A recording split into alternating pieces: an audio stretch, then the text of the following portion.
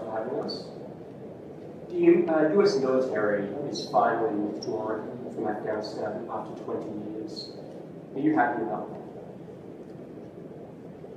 that? Happy in one way because there was never going to be any military solution in Afghanistan. Anxious that they are leaving. Without a political settlement, there's a possibility of civil war. What would a political settlement look like? A political settlement in Afghanistan would mean a sort of a coalition government, a government from the Taliban side and the other side. There is no other solution. Do you think the Americans made a mistake by saying we're getting out by September 11th? Difficult, they have got themselves in such a big mess. They had to give some sort of time frame. But at the moment they gave a time frame, Taliban would have considered that a victory. How do you feel about the prospect of the Taliban effectively controlling Afghanistan? Like, are you happy to welcome them into the community of nations? As far as Pakistan is concerned, whoever represents the people of Afghanistan, we will deal with them. But what if they're not democratically elected? That's not through elections, they've done it through brute force. And does it not concern you on some level that this group of people is accumulating power right next door to you? Look, I'm not a spokesman for Taliban. For me to say, what they are doing or what they shouldn't be doing is pointless right now. In case Taliban go for an all-out victory, there is going to be incredible amount of bloodshed. And let me tell you, the country that is going to suffer the most after Afghanistan is going to be Pakistan. Will you allow the American government to have CIA here in Afghanistan to conduct cross-border counter-terrorism missions against Al-Qaeda, ISIS, or the Taliban? Absolutely not. There's no way we're going to allow any bases, any sort of action from Pakistani territory into Afghanistan. Absolutely not. Pakistan suffered 70,000 casualties, more than any other country, by joining the American war. We will be partners in peace, not in conflict. Have you spoken to Joe Biden since he took office? No, I haven't. Is there a reason for that? No, whenever he has time, he can speak to me. But at the moment, clearly, he has other priorities. What would you say to him if you had the meeting? I would. You see, the US has a big responsibility as the most powerful nation in the world. They have this huge responsibility in the subcontinent. This is almost 1.4 billion people living in the subcontinent. We are held hostage to one dispute in Kashmir, a disputed territory. According to the United Nations Security Council resolutions, there should have been a plebiscite for the people of Kashmir to decide about their own future. That has never taken place. It's frustrating. Over 100,000 Kashmiris have died in this freedom struggle. And it can easily, if the Americans have the resolve, the will, this can be sorted out. Let's talk about a relationship that many people are concerned about. How are your current relations with Indian Prime Minister Narendra Modi? When I became the Prime Minister, I reached out to him immediately. I said, you come one step towards us, we'll come two towards you. Television, I said this. And I said that, my main concern, my main reason for coming into politics was to eradicate poverty in Pakistan, make it a welfare state. This is why I came, and secondly, rule of law. These were my two slogans, make Pakistan a welfare state, rule of law in Pakistan. And you can only, the best way to eradicate poverty, not just in Pakistan, in India as well, is to trade with each other. India is a huge market. Pakistan is a market of 220 million people. But it's a door to Central Asia and to the energy corridor, which India is energy short. So we would mutually benefit each other. So I reached out But I realized that there's, I was up against an ideology. You see, Narendra Modi is RSS. RSS is the party which was formed in the 20s, which idolized the Nazis. You can even Google it. The founding fathers looked up to Hitler and the Nazis and racial purity and all that sort of that ideology. And so we came up, and my government came up against this brick wall. We couldn't go through and we couldn't understand in the beginning. And then it gradually came out when the steps they took in Kashmir.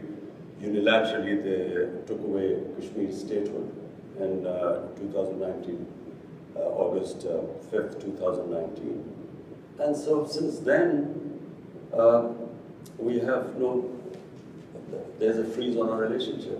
We cannot start talks until they go back, they take back the steps they took on 5th August 2019 when they unilaterally took away the statehood of Kashmir.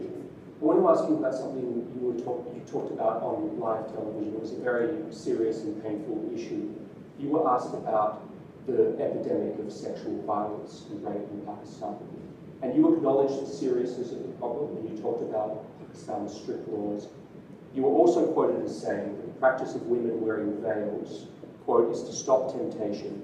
Not every man has willpower, you said. If you keep increasing vulgarity, it will have consequences. This created, as you know, a bit of an uproar, and you were accused of rape victim blaming. How do you respond to that? It is such nonsense. What was I saying?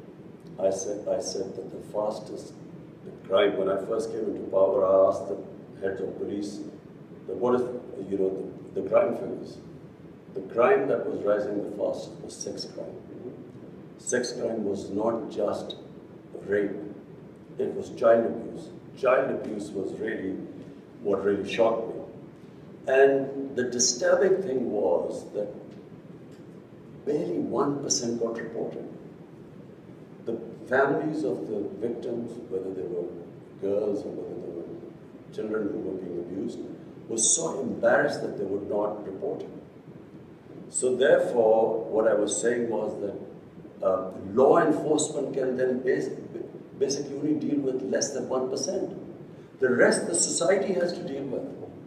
And the society through awareness. And I never said veils, this was never said. I said the concept of parda. Concept of parda is avoid temptation in the society. So, and I went further. We don't have discos here, we don't have nightclubs. You don't have any, like in Western societies, you don't have any places where boy meets girl. So it is a completely different society, way of life here. So if you raise temptation in the society to the point, and all these young guys have nowhere to go, it has consequences in the society which were reflected in the crime chart. So one, you fight sex crime through law enforcement, but because the majority, and majority means 99% of sex crimes are not reported, and this is according to the police officers. So therefore, the society, public, schools, awareness, teachers, media, everyone must join in because that's how we will sort of raise awareness against sex crimes. So the concept of, I used clearly, I know exactly what I said. I said the concept of parda. Parda is not just to, it's to reduce temptation in the society. So this is what I'm trying to get, is the clarity, and I'm glad that you can explain this. What are the forms of temptation that need to be curtailed to stop the rise of rape? For one, and remember, rape is less. Okay, sexual violence. What are the forms of temptation? So child abuse is much more than rape. Okay. So these were the shocking things. So, for instance, one thing we also discovered, because then we did a bit of research on mobile phones. Right. Children have mobile phones. Material available on mobile phones. Children have never been, they've never seen such material in human history. It's never happened before. Children have never had this exposure before. So when I said the whole society has to fight, starting from, how do we deal with this? And by the way, we are now trying to find out how to control content on the social media. So that's one, but at the moment it's free for all. And then, television plays, they should be educating people, about the sort of things that children are exposed to. And so when you mean the society, you mean all the various ways, starting from schools, everywhere. The society must fight sex crimes. You also mentioned in that interview Bollywood and Hollywood. Do you believe that Bollywood and Hollywood films have contributed to this rise in sexual violence? Absolutely. When I can only compare when I went to England as an 18-year-old. There were adults-only films. The content on films was completely different. And then we saw it changing throughout. What was taboo maybe in early 70s was acceptable in late 70s. So when on films the content gets X-rated and these become acceptable, clearly it has an effect on the society. X-rated is sort of underground. I mean, you don't really believe the Hollywood films or mainstream Hollywood or Bollywood films are causing a rise in sex. No. You see, what kind of films? Let me tell you, Hollywood, the way it works in the subcontinent, from Hollywood it goes to Bollywood, which is in India, which has completely changed again. What was the Indian film industry in the 70s and the 80s, gradually in the 90s, and what it is now, is completely changed. So the content is completely different. And it has an impact on the society. If anyone is telling me that this does not have an impact, you can just read, you can just see the divorce rates, you can see the sex crime. It has an effect both in India and Pakistan. So we then take the content from India, out of the films take it. And so basically what I was saying was that there must be an alternative.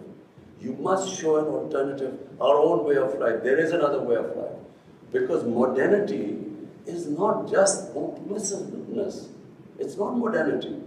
If we are thinking that, if you just have more and more permissive content on television or on films, this is modern. It's not modern. Again, I watch a lot of Hollywood films. I don't see anything that would inspire me to commit acts of sexual violence. But Jonathan, you live in a Western society. I know. So you've grown up there. I'm talking about the impact it has on our society. We have seen the change here. There's a massive change taking place. And every society must analyze itself. They must work out what are the impact it is having on different segments, and then take steps. Do you think that what women wear has any effect?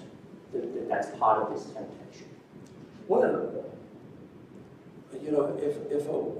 if a woman is wearing very few clothes, it will have an impact on the men, unless they're robots. I mean, it's common sense.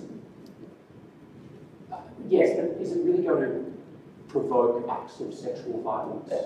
It depends which society you live in. If in a society people haven't seen that sort of thing, it will have an impact on them. If you grow up in a society like you, maybe it won't on you. So, I'm not talking... Jonathan, you must understand, this is this problem we face. This cultural imperialism, whatever is in our culture, must be acceptable to everyone else. It's not. Every culture is different. And therefore, when you introduce things in a culture, it has different impact there. But forgive me, when you were a cricket star, you were seen as a playboy, there were photos of you with your shirts off in your bedroom. It's a bit rich. Jonathan, this is not about me. It's about my society. Don't you feel like it's a bit rich for you to say this? Jonathan, listen, it's about my society. My priority is how my society behaves, what reactions are caused in my society. So when I see sex crime going through the roof, it's not just me. We bring people, sit down and we discuss it from different sectors of the society. We sit down, we discuss how we're going to tackle this. We have a problem. Now, are you going to tell me that I'm going to sit back and say, okay, we have this rising sex crime, but because of Australia, it doesn't have any impact, so we should do nothing about it. It is having an impact in my society. We have to do something about it. It doesn't mean what Imran Khan did 40 years or 50 years ago, so it's hypocrisy. This is absolute lunacy what you're talking about. It's absolute nonsense.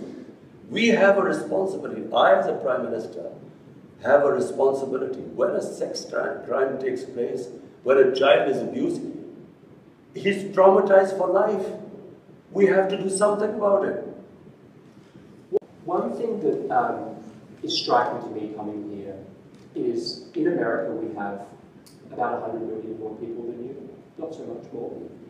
600,000 Americans have died of COVID. Your country, as I understand, something like 20,000, 25,000. You've done objectively vastly better than the United States with COVID. Why? Well, first, as someone who believes in God, we are very thankful because there's so much you can do, and then there's something which is the twilight zone, which is beyond you. So you can only try your best. So what happened? When we saw these people ending up in hospitals, COVID raging through Europe, Spain and Italy were the first two countries where you saw hospitals full. There was a big temptation in Pakistan by all other politicians, leaders, opposition, that we should clamp down, we should total lockdown like it was happening actually. And so, even though I kept asking what will happen to our poor people who are daily wages, 70%, 75% of our workers are in the informal economy. Daily wages, weekly wages. So, and watching what was happening in Europe, there was a clampdown, smart lockdowns. We then had... What's a smart lockdown? So we had this control and command center where we accumulated daily all data coming from Pakistan. So we got the Pakistan Army involved, all the provinces involved. We would get daily data. We had our doctors sitting there, infectious disease specialists, and they were monitoring the whole thing. And what we did was we would have these hot spots where there was, and we would try and lock them down. But we did not lock down everyone. And that's why we saved our economy from, we would have been destroyed. We already were suffering. Pakistan already had a dire economic situation. Had we locked down, our economy would have just gone belly up. So we saved the economy, and at the same time, because you cannot lock up hungry people, our lockdowns were more effective. India, on the other hand, their Prime Minister gave a 4-hour notice and just imposed a curfew on it. So there were these people, millions of people walking on the roads, clusters, and he did not think what would happen to the poor people. You can't, 6, 7 people living in one room, how do you lock them down? And then if you do not provide them food, how long can you keep them inside? So therefore, our balanced approach actually saved us. So Pakistan actually managed to control it too. Secondly, we saved our economy and we came out of it better than other countries. Having said that, we still haven't come out of it completely because until we vaccinate everyone. What's your dream for Pakistan? I repeat, the dream is to raise people out of poverty. That's my biggest, which is why I think what China has done is brilliant, and we've studied all the steps they took for people to get out of poverty. So that's number one. There's nothing worse than poverty in a society. Everything else is secondary. And then is rule of law. And rule of law is very important because, in my opinion, the countries remain poor because they don't have rule of law. There's a very interesting report by the Secretary General, UN Secretary General's fact-eye panel. And this investigated what is happening, the flight of capital from developing world every year. From these poor countries, $1 trillion moved towards Western societies and towards Western capitals and to offshore accounts. So this is and it happens because there's no rule of law, because the powerful can use the system and siphon off this money. Your predecessor did that. The two families that basically ruled Pakistan for 30 years. I mean, they're just taken billions of dollars out of Pakistan. So when this huge amount of money leaves the country, that money could be spent on human development, reducing poverty, on infrastructure, all the ways that you can create wealth. So not only do you get impoverished because that money is taken away, but then they buy dollars to take it out. So it impacts your currency. And when it impacts your currency, when your currency devalues, it raises poverty because it causes inflation. So two things. One is steps taken to reduce poverty, make Pakistan a welfare state. And secondly, to bring the powerful under the rule of law. I want to ask you about one more subject, which is climate change. Pakistan suffers from climate change in a way that I think people in America couldn't begin to understand. Like, you are in the cauldron, almost the ground zero of climate change. Help an American watching this, there's going to be a lot of Americans watching this, help them understand what the stakes are for this issue and what needs to change in your mind. Well, for Pakistan, you see, for the Americans to understand why it is critical for us that the world moves to fight climate change. 80% of all the water in our rivers come from our glaciers, which are in the mountains, Himalayas, Karakoram, the mountain ranges. And if the temperature keeps rising at the rate it is, our glaciers are melting. I was talking to the president of Tajikistan, which is on the other side of the mountains. They said that 1,000 glaciers have melted in their mountains, which bring water to their rivers. So if these glaciers are melting at a fast rate and this temperature keeps rising, then we are facing hundreds and millions of people are going to face starvation. So not just Pakistan, I mean India will face the same thing because the Ganges plain is again hundreds of millions of people and they depend on the water from the Himalayas too. So this is the big problem. But Pakistan's contribution to global warming is minuscule. Our emissions are less than 1%. 1 billion from 2013 to 18. Now we planted already another billion, and now we're going for 9 billion more. So the idea is that we should do our best to fight climate change.